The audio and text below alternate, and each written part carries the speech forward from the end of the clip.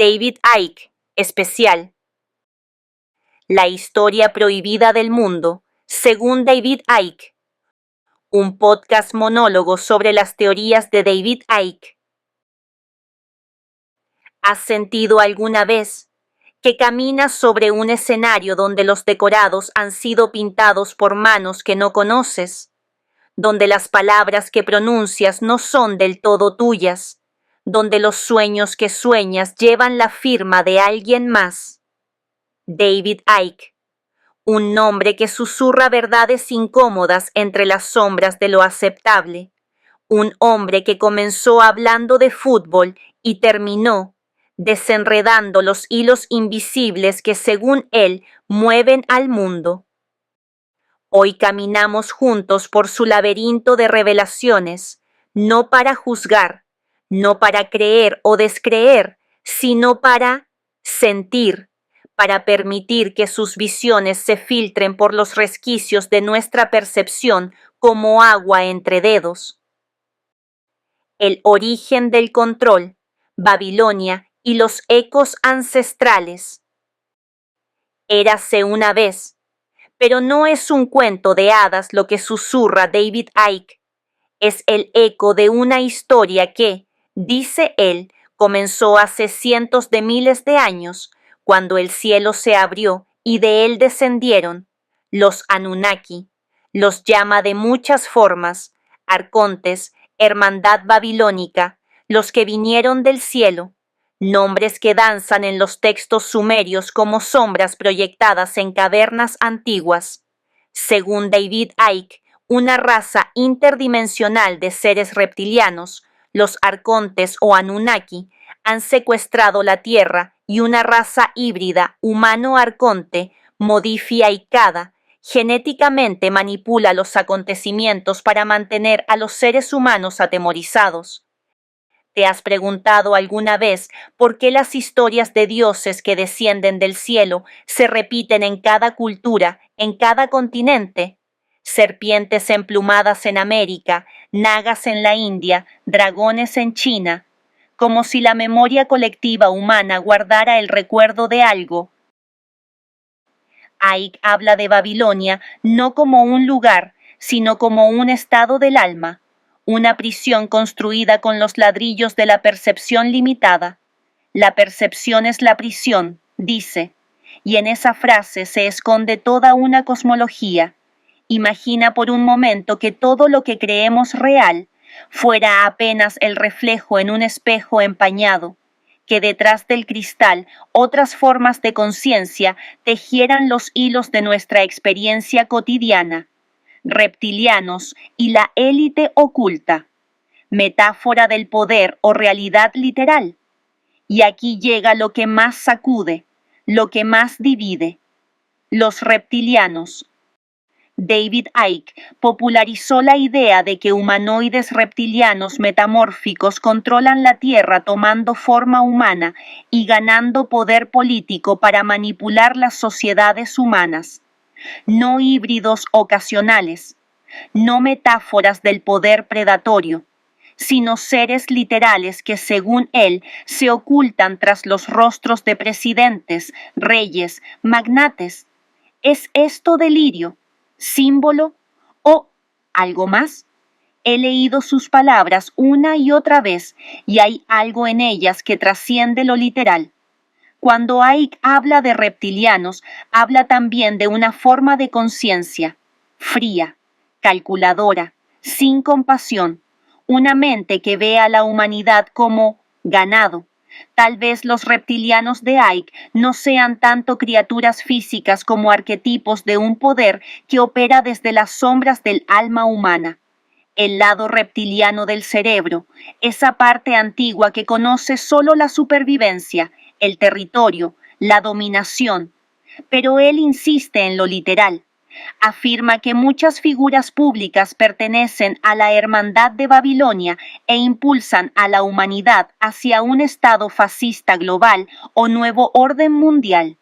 Sangre azul, dice, linajes que se remontan a los tiempos en que el cielo y la tierra aún se hablaban, y algo en su certeza, algo en la forma en que conecta puntos dispersos por la historia.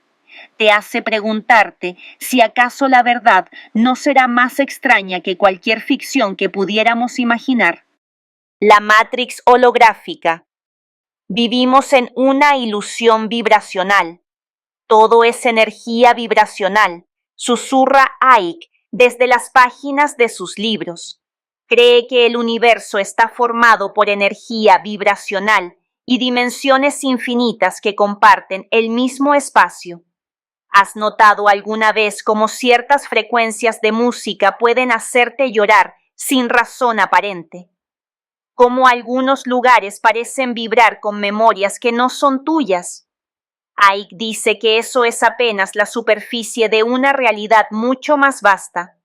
Según él, existimos en una especie de holograma, una proyección de frecuencias que crea la ilusión de solidez, de separación, de tiempo lineal, y desde algún lugar, desde la luna quizás, o desde dimensiones que nuestros sentidos no pueden alcanzar, alguien o algo manipula las frecuencias. La luna. Para Icke, no es el satélite natural que nos enseñaron en el colegio, es una estación de transmisión, un dispositivo que emite señales que mantienen nuestra percepción encerrada en una banda muy estrecha de la realidad. ¿Locura? Tal vez. Pero cuando miras la luna llena y sientes esa extraña nostalgia que no sabes explicar, cuando notas cómo afecta a las mareas, a los ciclos femeninos, a los patrones del sueño, no hay algo en ella que parece demasiado perfecto, demasiado conveniente. Matrix, la película, no fue solo entretenimiento para Icke, fue revelación, una metáfora que se acercaba peligrosamente a lo que él considera la verdad fundamental. Vivimos en una simulación, una realidad virtual tan convincente que hemos olvidado que existe un mundo más amplio, más real, esperando que despertemos. El papel del ser humano. Somos más poderosos de lo que creemos, pero aquí es donde la visión de Icke se transforma, porque no somos solo víctimas en su cosmología, somos dioses dormidos. Considera que la única forma de derrotar esa influencia arcóntica es que la gente despierte a la verdad y llene sus corazones de amor.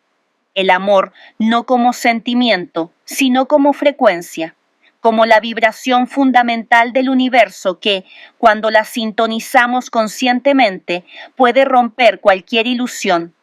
Hay algo hermoso en esta parte de su mensaje, algo que susurra esperanza incluso en medio de la aparente desesperanza.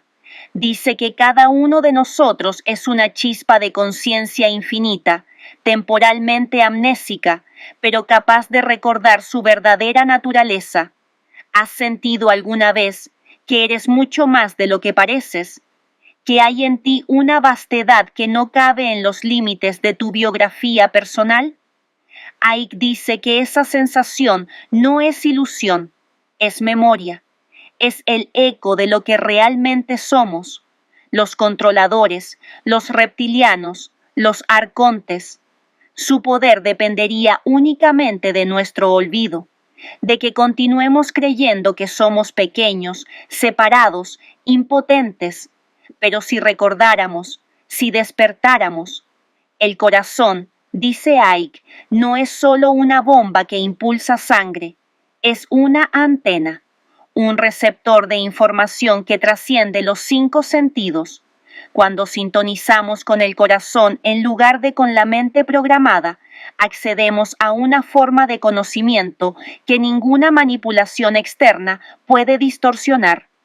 El cuerpo como campo de batalla. David Icke no solo habla del cosmos, del alma o de la luna, también baja al cuerpo, a este cuerpo nuestro que tantas veces ignoramos, pero que él describe como una suerte de receptor, de nodo biotecnológico en una red mayor de manipulación. Para Icke, el cuerpo humano es un campo de batalla. Las pandemias, las vacunas obligatorias, los avances en nanotecnología, la modificación genética, no son solo temas médicos, son, en su visión, formas de acceso, puertas abiertas al código más íntimo de la especie. Él afirma que algunas vacunas introducen frecuencias, trazadores o estructuras que interfieren con la antena natural del corazón humano. Porque, según dice, el corazón no es solo un órgano, es un sintonizador, una antena que, si permanece limpia y abierta, puede captar información fuera de la Matrix. Y si lo que teme no es nuestra mente, sino nuestro corazón, ese lugar sin palabras donde sabemos lo que sabemos sin haberlo aprendido, ese espacio donde la verdad resuena sin necesidad de pruebas. El corazón, dice Icke, es nuestra salida, nuestro wifi interno, y por eso muchas de las manipulaciones que él denuncia apuntan directamente a nublarlo, a desconectarlo, a reemplazar su sabiduría por algoritmos de miedo. Cuando nos desconectamos del corazón, perdemos el acceso a nuestra brújula interior, y es entonces cuando aceptamos lo que venga, reglas, narrativas, miedos. Icke insiste, mientras sigamos sintonizados con la frecuencia del amor, ninguna intervención externa tendrá poder real sobre nosotros. Diana, la princesa que sabía demasiado. Hay una historia dentro de la historia de Icke que duele más que las otras, porque tiene rostro, porque tiene nombre, porque tenía corazón. Diana Frances Spencer, la princesa del pueblo.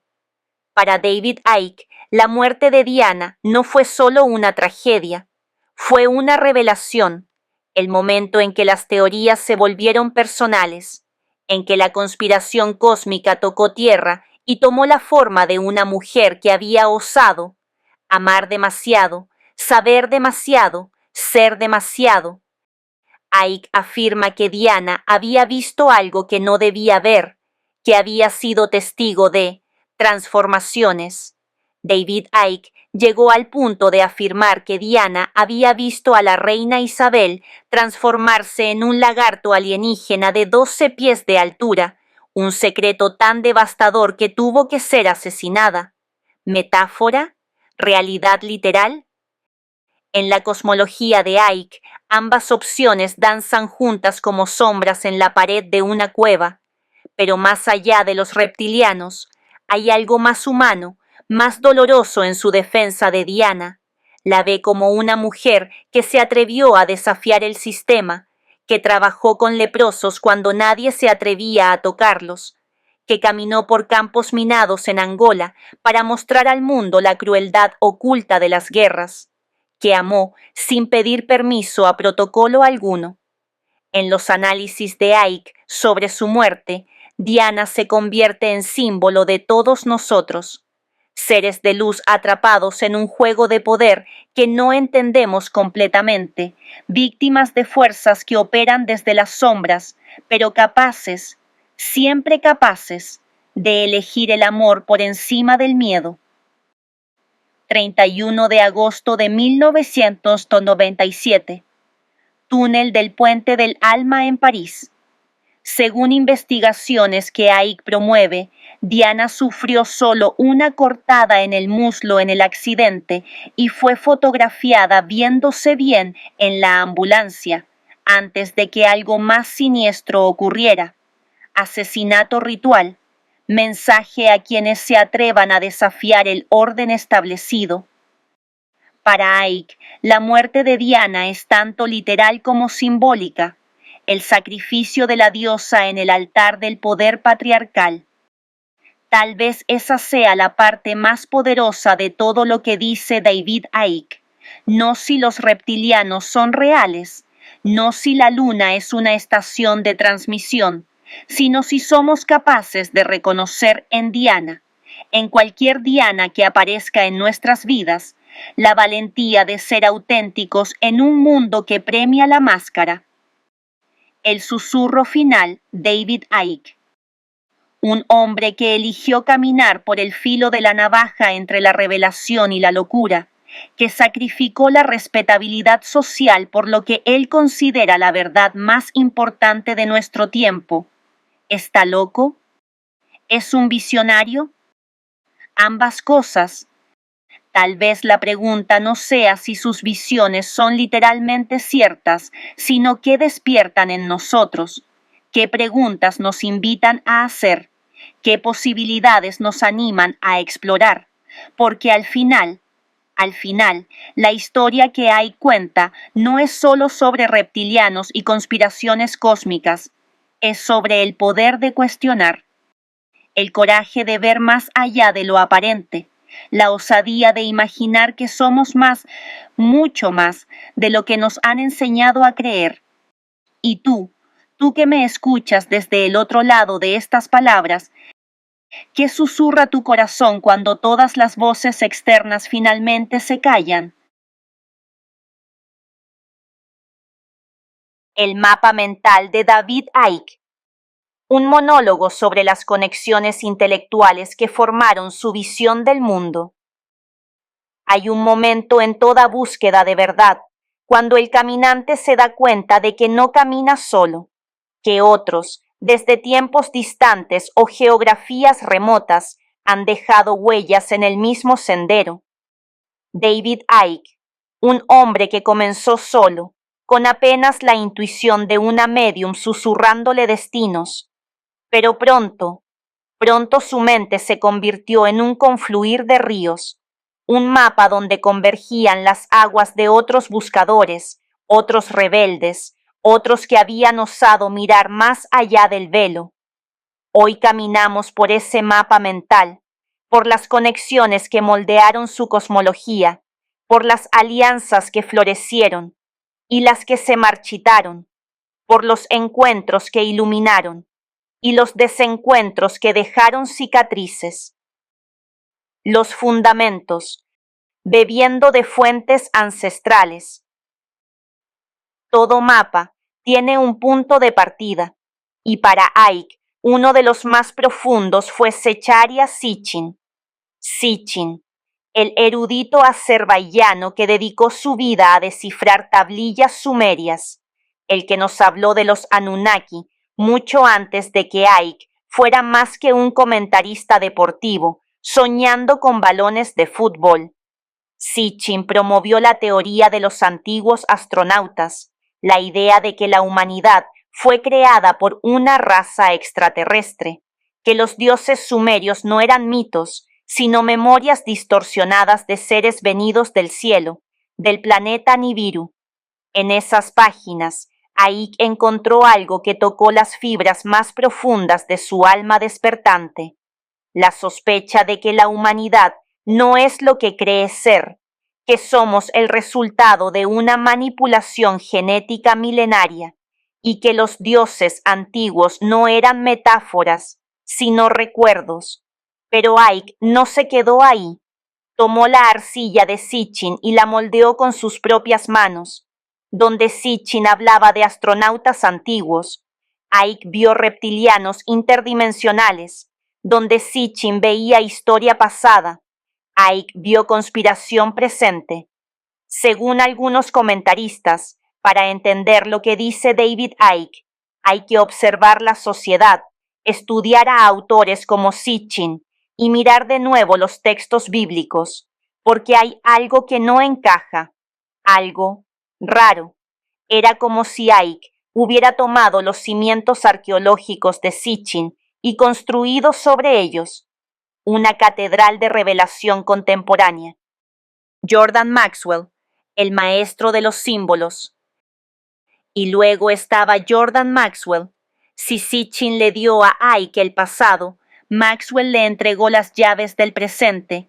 Fue su mentor, especialista en simbolismo oculto, un hombre que trabajó en Hollywood, pero que miraba más allá de las pantallas. Maxwell era un detective de símbolos, veía en cada logo corporativo, en cada ceremonia política, en cada ritual televisado, las huellas de sociedades secretas operando desde las sombras. De él, Ike aprendió a leer un lenguaje que pocos ven, el lenguaje secreto del poder, los símbolos masónicos, la simbología solar, las conexiones invisibles entre el antiguo Egipto y las élites modernas. Aprendió que nada es casual, todo es ritual, todo es símbolo, todo, mensaje cifrado. Pero como suele ocurrir con maestros y discípulos, llegó un momento en que los caminos se separaron. Algunos dicen que Ike le copió muchas ideas sin mencionarlo. Lo mismo con otros autores. ¿Fue ingratitud? ¿Fue evolución natural? ¿O simplemente la soledad inevitable del visionario que debe caminar su propio sendero? Maxwell siguió adelante por su camino y Ike por el suyo, pero las enseñanzas de Maxwell quedaron grabadas en lo más profundo, como una vena dorada que aún alimenta su sistema de ideas, como un susurro constante en su mapa mental. Bill Cooper, el desencuentro que duele. No todas las conexiones en la vida de Ike fueron armoniosas. Algunas se cortaron como cables tensos al límite. Bill Cooper, ex agente de inteligencia naval, autor del libro Behold a Pale Horse, un hombre que conocía al sistema desde dentro y decidió hablar. Cooper no fue amable con Ike, lo llamó mentiroso, lo acusó de manipular la verdad, dijo que era asqueroso. ¿Qué vio en él que le causó tanto rechazo? ¿Fue intuición? ¿Fue celos? ¿Fue defensa de su territorio intelectual? Cooper, con acceso a los secretos del sistema, quizás reconoció algo en Ike que otros no alcanzaban a ver, o tal vez simplemente no toleraba el giro reptiliano y místico que tomaron sus ideas. En dos rutas distintas, ambos decidieron revelar verdades incómodas, pero desde ángulos muy diferentes. Cooper fue asesinado en el año 2001. Ike siguió adelante, pero la sombra de ese desencuentro permanece como una cicatriz en su mapa mental, una pregunta sin respuesta.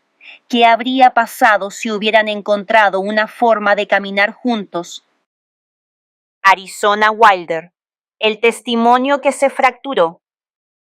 Y luego llegó ella, Arizona Wilder, aunque antes se llamaba Jennifer Ann Green, una mujer que apareció en el camino de Ike con una historia estremecedora, una historia que parecía confirmar sus teorías más extremas. Arizona decía haber participado en rituales oscuros, ceremonias secretas realizadas por miembros de la familia real británica.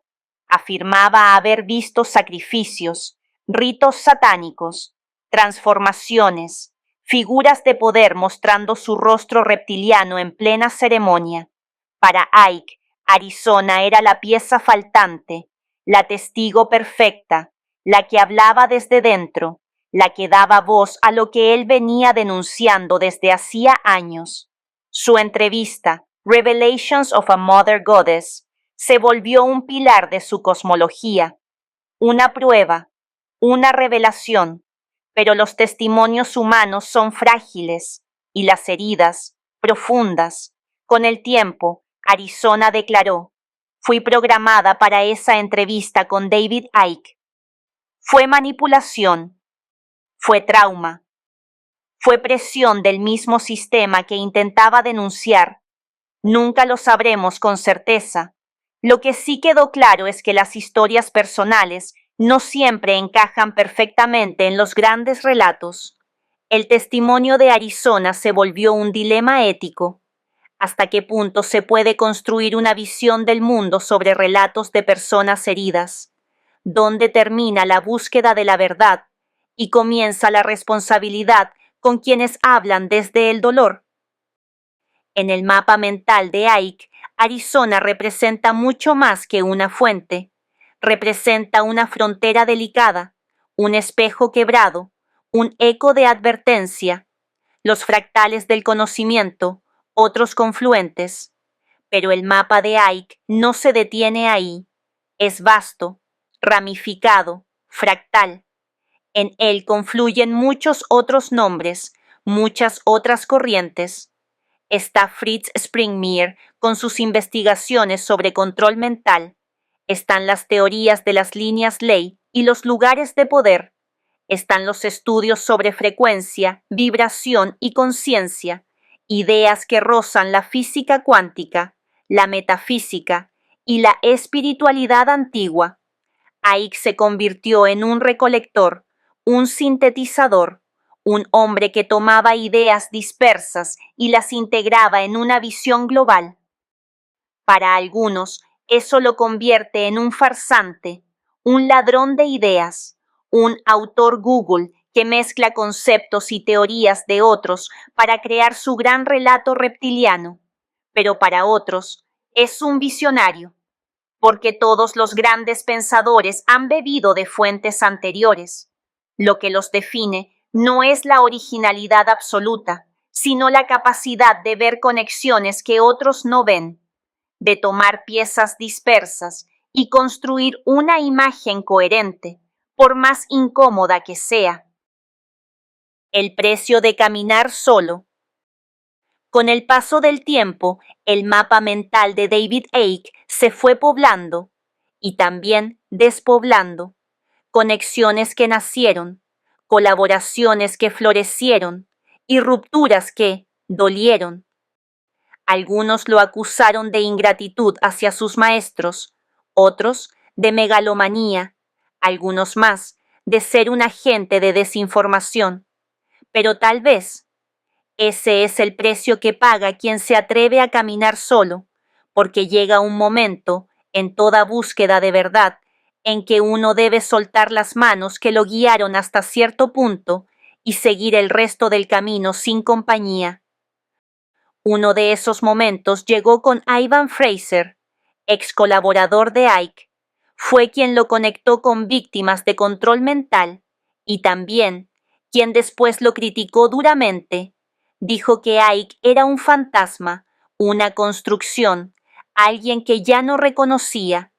Lo mismo ocurrió con otros, mentores que se sintieron traicionados, testigos que se retractaron, aliados que se alejaron. Así, el mapa mental de Icke fue quedando marcado no solo por las ideas que lo nutrieron, sino por las cicatrices de todo lo que se rompió en el camino. La soledad del cartógrafo. Al final, David Icke se convirtió en el cartógrafo solitario de su propia cosmología, un hombre que bebió de muchas fuentes, aprendió de muchos maestros, colaboró con muchos buscadores, pero que tuvo que dibujar su propio mapa con su propia tinta, con sus propias manos temblorosas, con su visión y su carga. Era inevitable. ¿Es acaso el destino del visionario auténtico terminar caminando solo por territorios que nadie más puede ver? En su mapa mental, las influencias siguen ahí.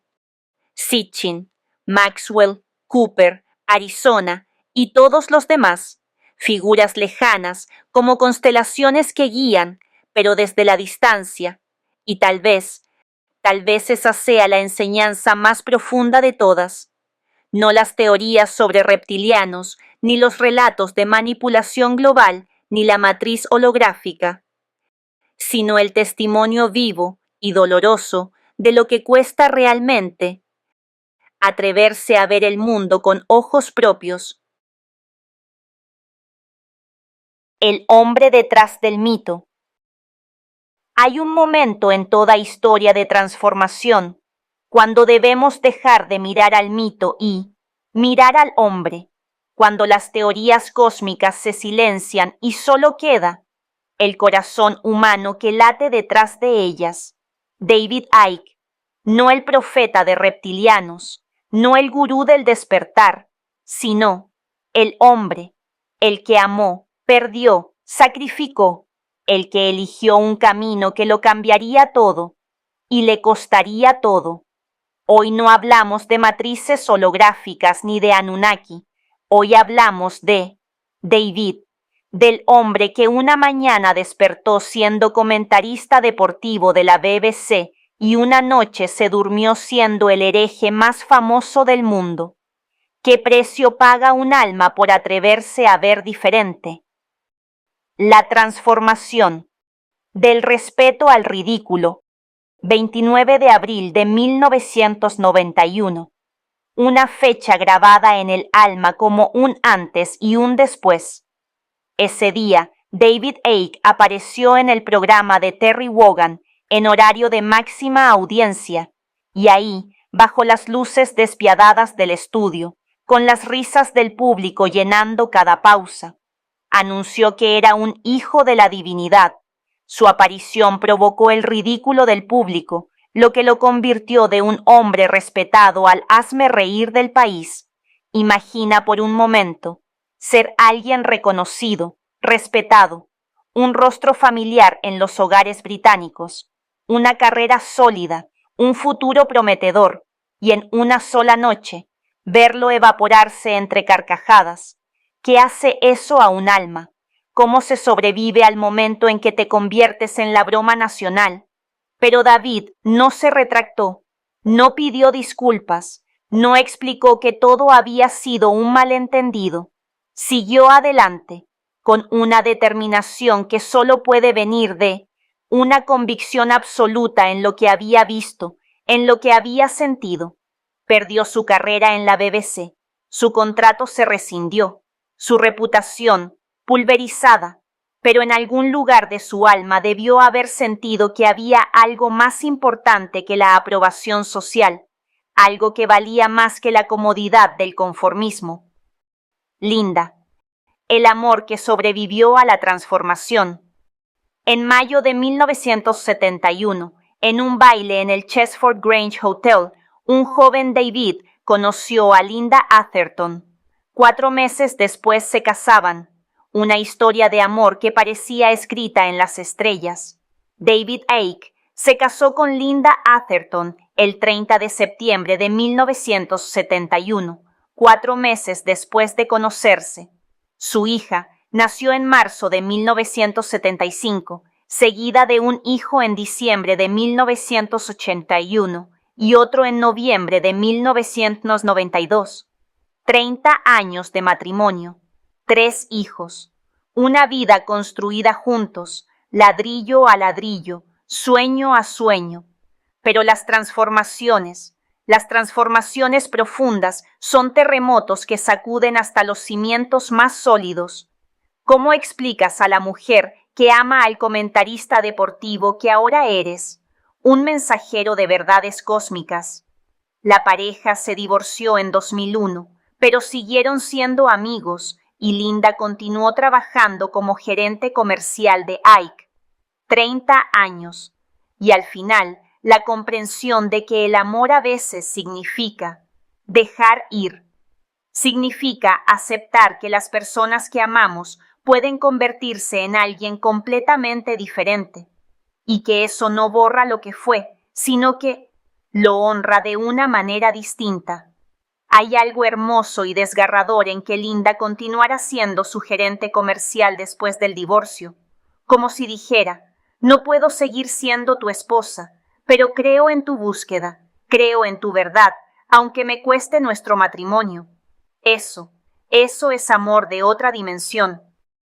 Pamela, el segundo capítulo y sus sombras. En 2001, inmediatamente después de su divorcio con Linda, David se casó con Pamela Richards, como si necesitara una compañera para la siguiente fase de su odisea. Pero este segundo matrimonio duró apenas una década. Se divorciaron en 2011. Y aquí la historia se vuelve más compleja, más humana, más dolorosa.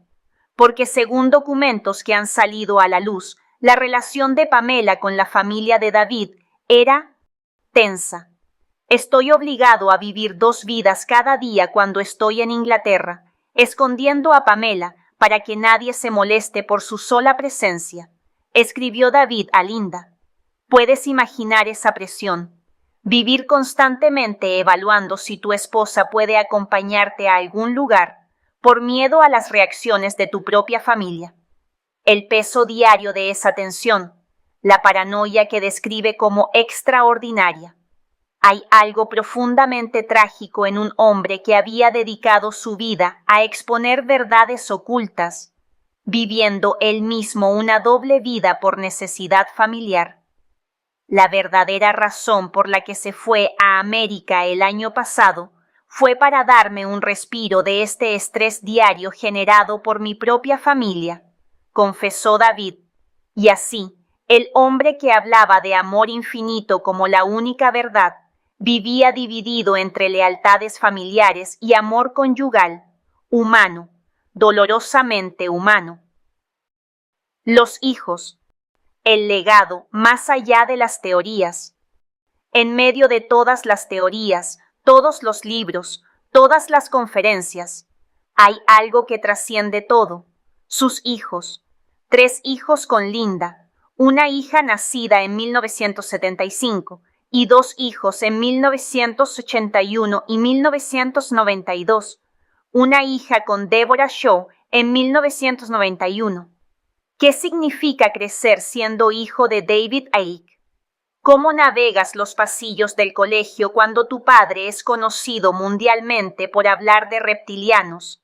¿Cómo construyes tu propia identidad cuando la de tu padre es tan polarizante?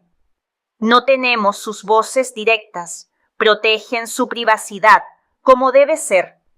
Pero uno se pregunta, ¿qué conversaciones habrán tenido en la intimidad del hogar? ¿Qué preguntas habrán hecho? ¿Qué conflictos habrán vivido entre el amor al Padre y la comprensión del hombre público? Y sin embargo, hay algo en David que sugiere que, más allá de todo, es un padre que ama profundamente, que al final del día, cuando se quita la máscara del profeta cósmico, es simplemente un hombre que quiere que sus hijos sean felices, libres, auténticos. El New Age, semillas de una revolución espiritual. Pero la influencia de David Icke trasciende las teorías conspirativas. En los años 90 y 2000 se convirtió sin saberlo en uno de los arquitectos del movimiento New Age moderno. Icke propuso una visión del mundo que combinaba el espiritualismo New Age con una denuncia de las tendencias totalitarias en el mundo contemporáneo. Millones de personas que hoy practican yoga, meditan con cristales, buscan despertar su conciencia, hablan de vibración y energía. Muchos de ellos fueron influenciados, directa o indirectamente, por las ideas que Icke popularizó. No solo cambió las teorías conspirativas, cambió la forma en que toda una generación se relaciona con la espiritualidad personal, con la idea de que cada individuo puede conectar directamente con lo divino, sin intermediarios institucionales.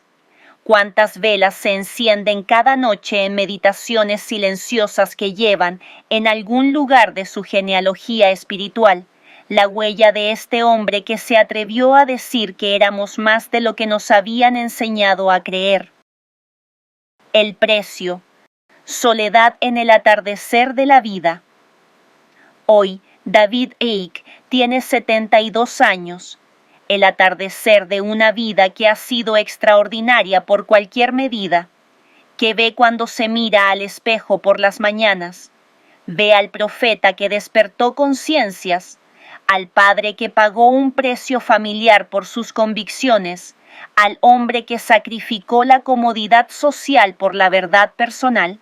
Sus canales de YouTube fueron eliminados, su página de Facebook censurada, 2 matrimonios terminados, colaboradores convertidos en críticos, la familia dividida, y sin embargo, sigue escribiendo, sigue hablando, sigue llenando auditorios en todo el mundo.